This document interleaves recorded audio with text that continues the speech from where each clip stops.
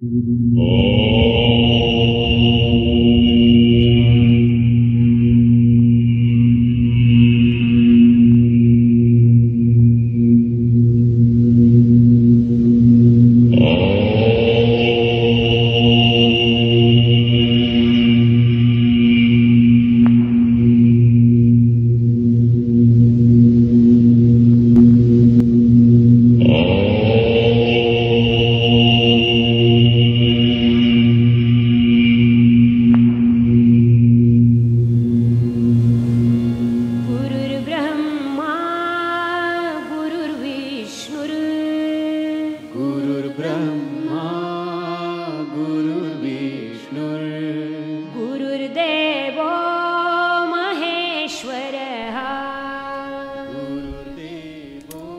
morning at Yoga Vidya Gurukul in Trimbakeshwar District, Maharashtra, South India.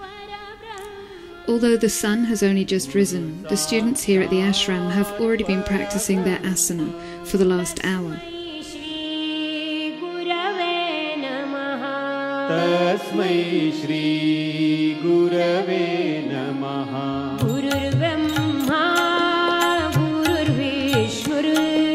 Gurur Brahma, Gurur Vishnu. Days begin at 5, so it's no surprise that lights are out in most of the bedrooms by 10 p.m. Gurur Devo Maheshwaraha.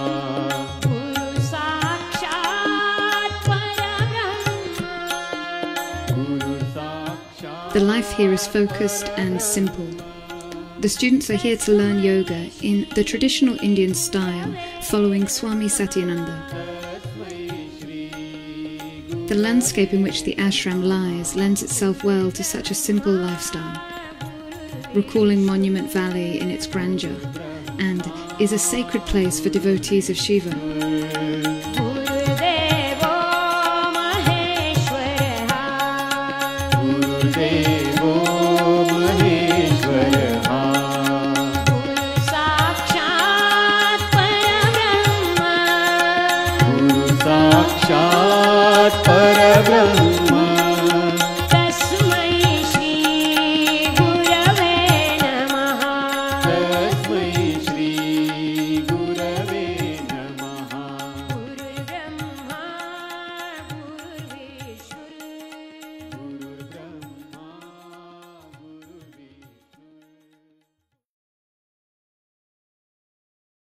Guruji, thank you for agreeing to this interview.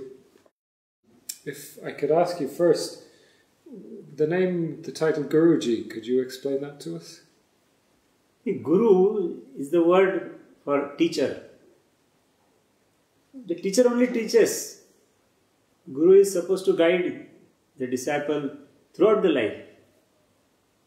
So Guru is little bit more on higher level that's compared with teacher. But there is no identical word in English for Guru, so we use the Guru word. And G is just to show some respect. We attach suffix as G to show some respect. So Guru itself is respectable, plus additional respect of G. So it is called Guruji. Can I ask, when did you start this ashram? This ashram is started in 2002. Actually, our organization we have started long back in 1960 in Pune, 1979 in Nasik. But we purchased this land in 2002, August 2002. Of course, we were having no money to purchase also. We just got some money from friends and others and just purchased. So 1 year, there was nothing happened on the land. After 1 year, we had decided to build something at least build a small room and all that. So we started with a small room. And now it has grown up like this within about 8-10 years. What does the name Yoga Vidya Gurukul mean? See, Yoga Vidya is a yoga science.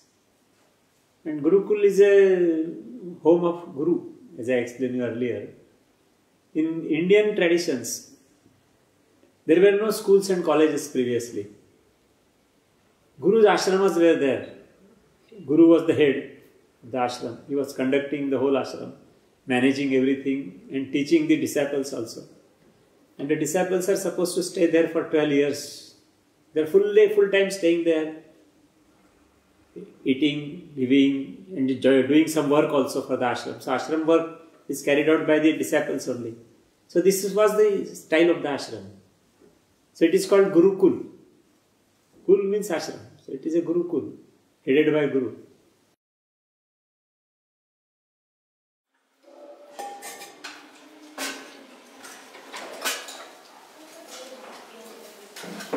Meals are eaten together in the large, newly built dining hall. Having times of the day that are quiet is essential to most spiritual communities, and the Gurukul is no exception. So most meal times are silent, although people are usually up for a chat afterwards.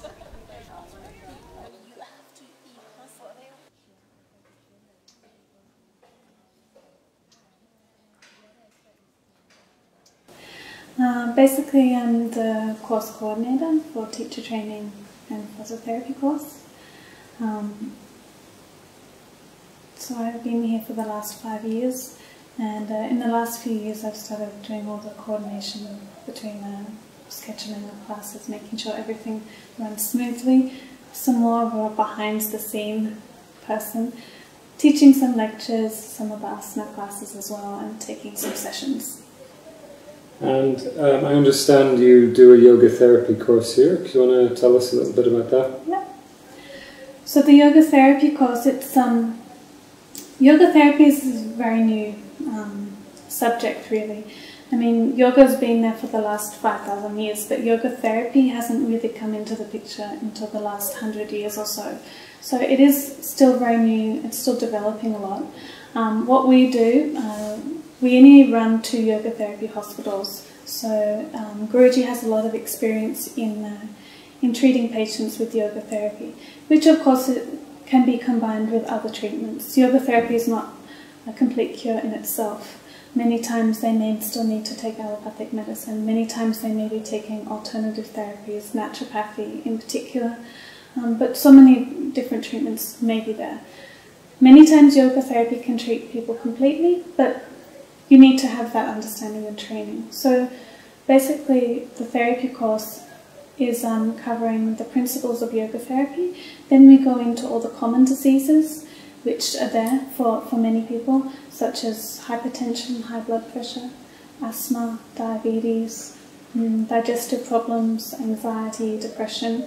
These are all really common problems, and anyone that's a yoga teacher knows that half of their students have one of these problems.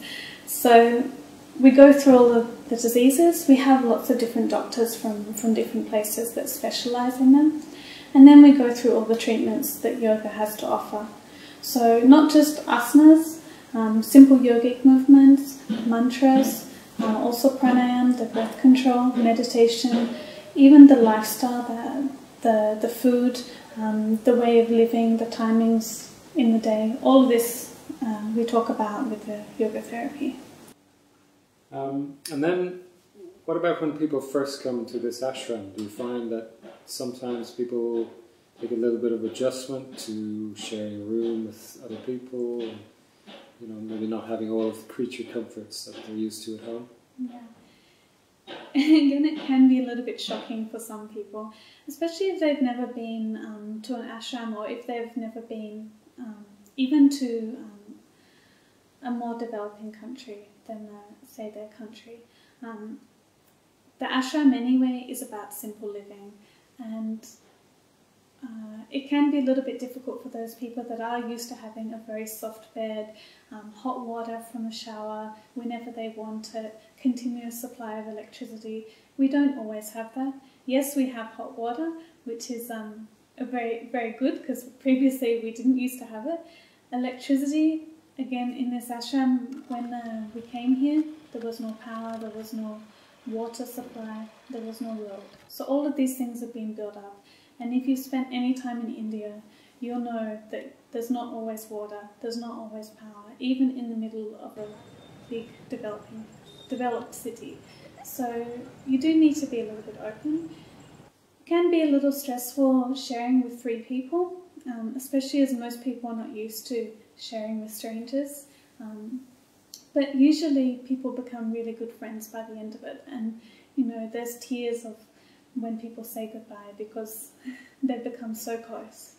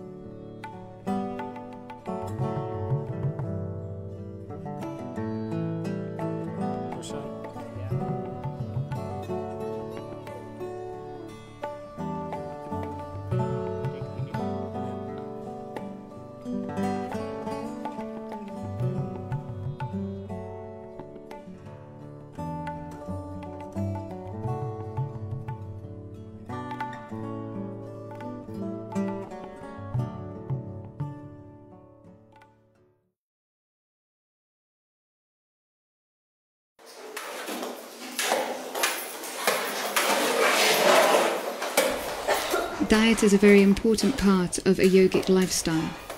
So caffeine and alcohol are forbidden, and the only sugar in the diet is in the form of a delicious unrefined cane sugar, also known as jaggery.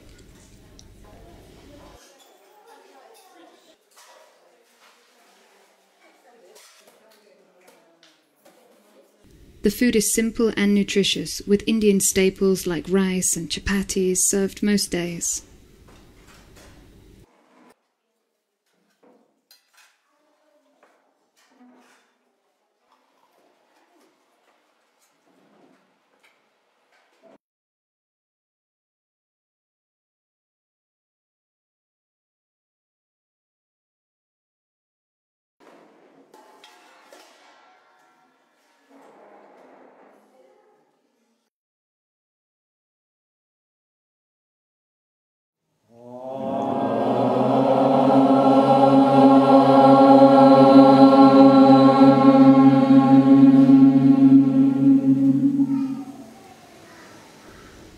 A typical day here begins at 5 a.m. with chanting. This is followed by asana and then a well-deserved breakfast. The day comprises of meditation, pranayama, which is a selection of breathing techniques, lectures on all aspects of yoga and yogic philosophy. Everyone's favourite part of the day is yoga nidra, a type of yogic sleep.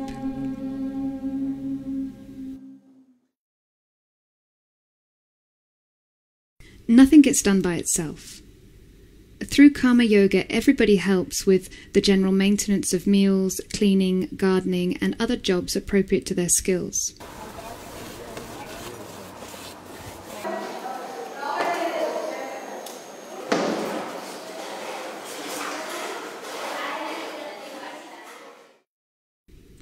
Gurukul isn't any typical ashram in India. It's a not-for-profit organisation staffed entirely by volunteers, including the directors. It is closely integrated into the local community through ongoing charity work with the Seva Fund. The signature of Gurukul is its heart, selflessness and sincerity.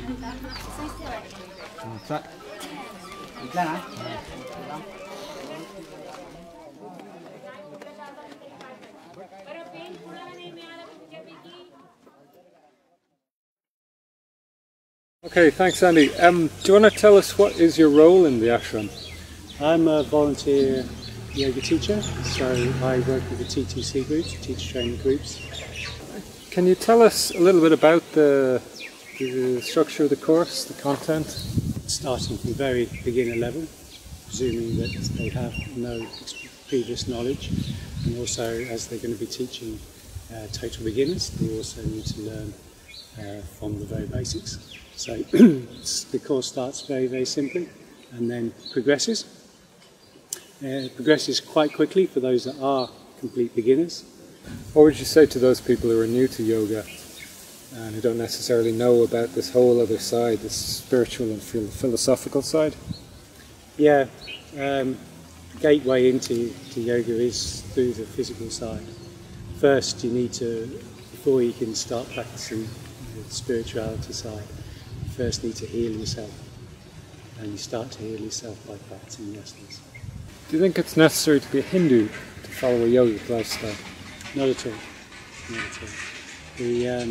Obviously yoga was developed in India alongside the Hindu system, and the Hindu system is not as old as the yogic system.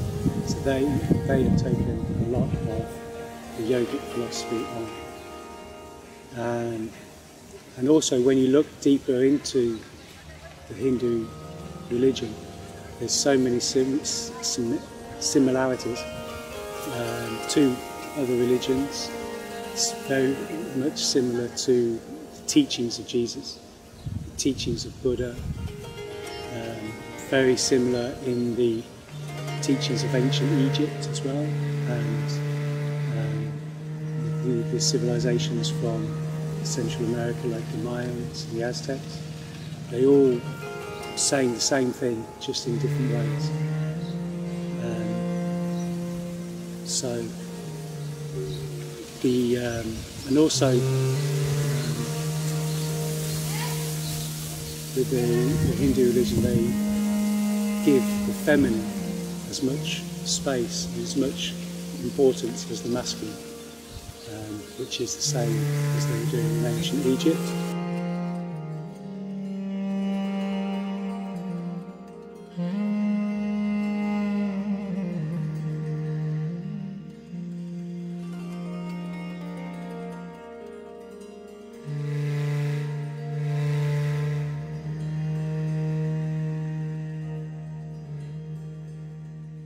Certain practices, for example the Surya Namaskar here, and we're practicing that, we're giving direct praise to the sun. Every religion says the same thing, that everything on earth was made by God, the sun was made by God, the sun gives us life, so we're just giving gratitude for the sun, for life. And if you don't like the words giving praise to the sun, you can just use your own words.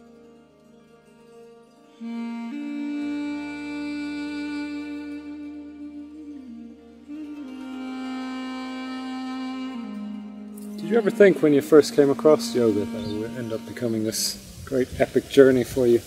Absolutely not. No, I was definitely one that just came to yoga for physical benefit. I had a sporting injury to the lower back, which was making me unable to enjoy life, and I started yoga classes simply because I thought, well, this is supposed to be good for my back, I'll go. And as I was a sporting person and used to being competitive, I didn't even enjoy yoga originally, mainly because I couldn't do it. It was fairly slow, fairly simple, and the class was full of people that were less physically active than me, or physically weaker than me, and they could do it and I couldn't. So yeah, I very much struggled in the first few months of practicing yoga, and luckily I decided that as I couldn't do it, it was something that I needed to do, because otherwise I was just going to end up an old man before my time. So no, I never envisaged that I would end up having yoga as kind of ruling my life and directing my life. So, very much a surprise.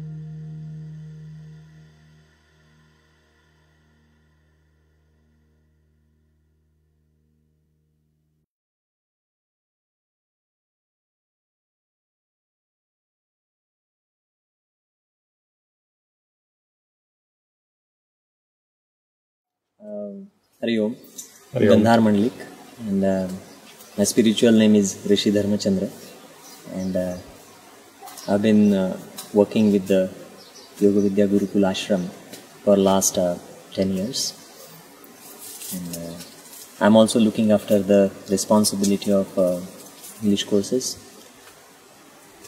as a director, and I'm responsible for making sure that activities run as they need to. Okay. Gandhar, you mentioned your guru there, Swami Niranjan. Would you like to talk a little bit about your relationship with your guru, what that means to you? See, in yogic tradition, yogic culture,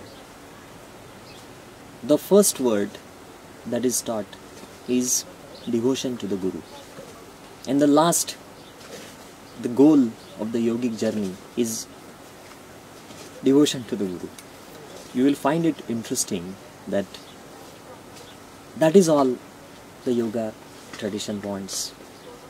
If you want to evolve yourself, it is the devotion that's going to evolve you.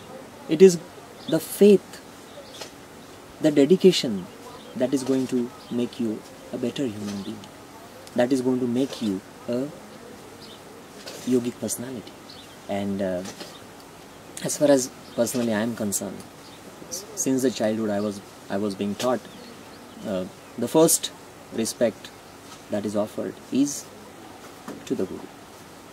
And there's a verse, there's a prayer, there is a mantra, and the mantra says Gurur Brahma, Gurur Vishnu, Gurur Devo Maheshwara, Guru Sakshat Parabrahma, Tasmai Shri Gurave Namaha. Guru is the God of creation, Guru is the God of operation, and Guru is the God of destruction, transformation. In reality, Guru is the pure consciousness. And this is the core, the foundation of the relationship that you build with the Guru. Though the Guru is a person, though the Guru, you can see him in physical body, Guru is the person who has crossed that physical body, and he is the one who can inspire you on a higher level, who can inspire your higher intellect, who can inspire your emotional personality, who can guide your life as a whole, as a journey. So it's a force, it's an energy, and the person who reaches that level is called a Guru. So when I look at my Guru, I look at that dimension of my Guru's energy that spreads everywhere, and I can feel my Guru's presence here, right now, here in this ashram, here in this place. Just to say something interesting. Everyone has tough times in their life, and not just once, but many times. Whenever I had problems for myself, I had depression or I had stressful situations to deal with. All these stressful situations that I faced, I always offered myself to my Guru, and I received the help from him. Just a couple of months back, there was some incidents that took place and that made me feel very depressed, and I could not see the way out of it. And when I realized that it's difficult for me to gather my energy and put it together, I received energy from my Guru in my dreams, and I saw my Guru smiling at me, and when I touched his feet in my dreams, the positive energy that transferred from him to me, I experienced it the next day morning when I got up. And this is the level where these masters, they help you. Whether you call that a person, whether you call that a level of energy, whether you call that a reservoir of positive cosmic energy, I don't know what to call it. Whatever it is, whenever there is a problem, these energies help. And that faith, that devotion, if you develop, then you evolve on the yogic path. This is the core of yoga. All other types and all other knowledge does exist, but the first most important thing is you having devotion to your guru. Just want to focus in a little bit on maybe one aspect of yoga and just examine it in a bit more detail. So if we could just talk about asanas a little bit, and if you could explain maybe for people who don't maybe understand so much how that aspect of yoga actually works. See, asanas are defined as the steady and comfortable posture. And classically, if you look at asanas, asanas are meditative postures. But then it's very difficult to sit in meditative postures. So the yogis, they developed and designed other types of asanas so that your body becomes stronger, your systems, various systems like muscular system, blood circulatory system, respiratory system, endocrine system, nervous system, they all become strong so that your body can sit and meditate. The whole purpose of asanas is to make a very steady and comfortable posture so that your mind can be made steady. The mind is not steady. The mind moves from one place to another place, one thought to another thought, one emotion to another emotion. Suddenly you are happy, suddenly you become depressed, again the next moment you feel excited, again the emotions just flow. One moment you feel crying. Thoughts go very crazy and wild in a wild manner. To steady the mind, asanas are used. Because body and mind has a strong connection, and asanas talk about that connection. If you want to steady the mind, you have to steady the body. And that is the core of asana practices. So that the body-mind connection is strengthened, so that the body is more healthy. That reflects as mind being healthy. So, just taking one asana as an example, like if we looked at, say, the shoulder stand, how does that actually work? How does it give you benefits?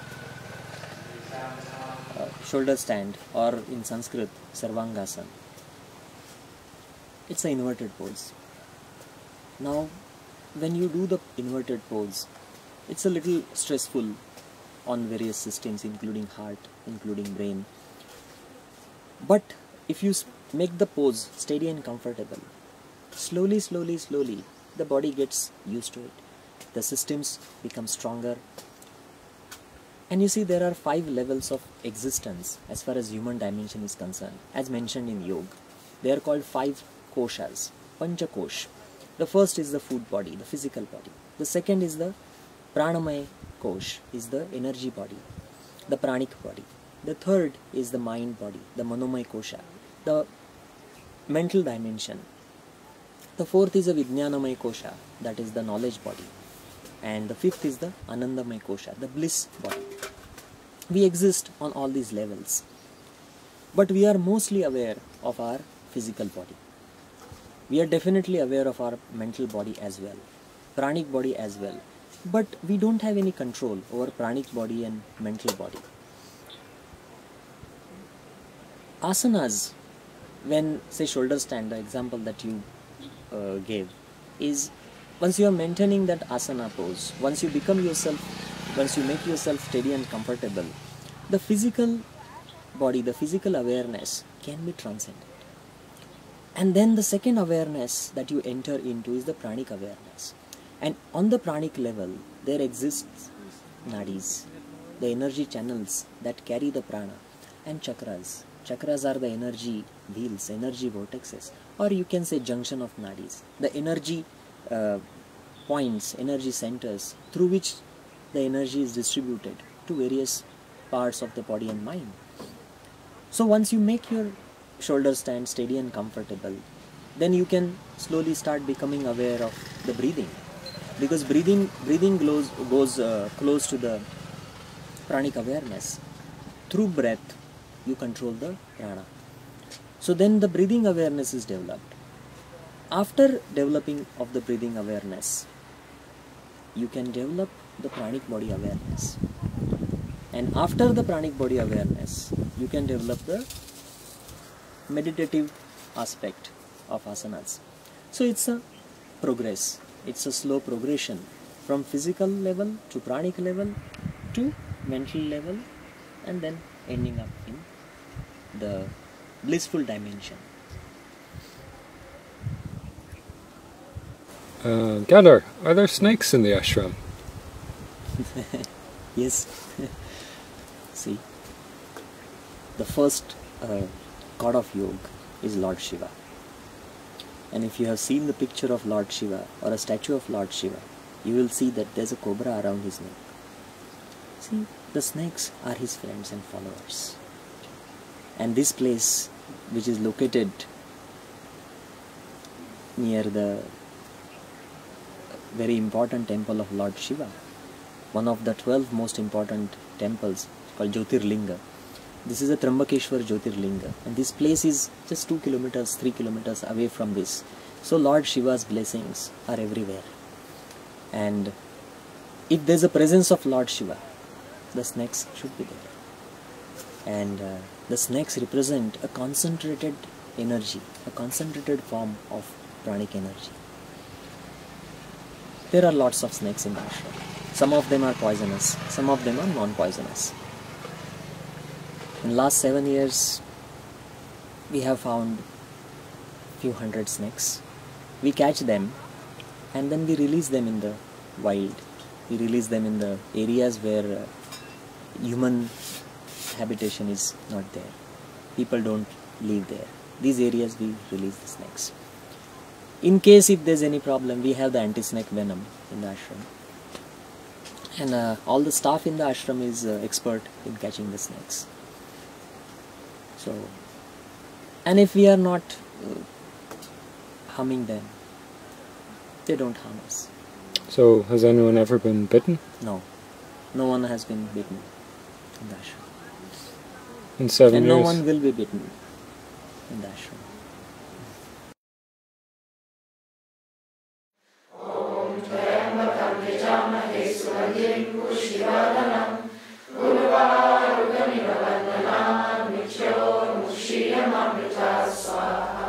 Every evening the community comes together to celebrate the traditional Havan ceremony. Typically the Havan ceremony consists of a small fire as the object of meditation, accompanied by chanting.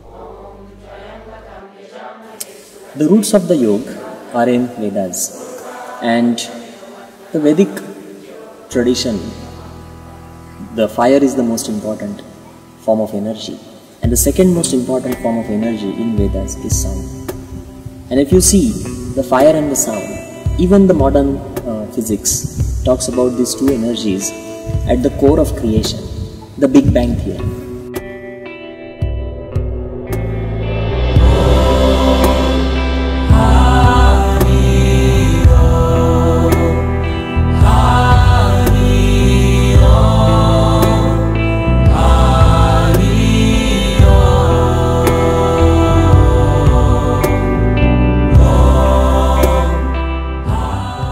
So the science talks about this heat and sound form at the creation, at the time of the creation. And Vedas have said the same thing. If you want to create a new energy, if you want to create a positive energy, you have to use the fire and sound.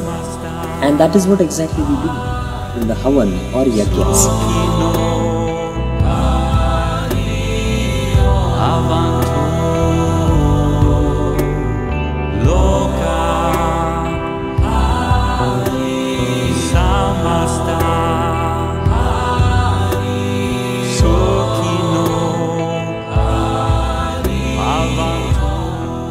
And then we use the purified butter, the ghee, for putting it into the fire to let the fire spring, let the fire burn.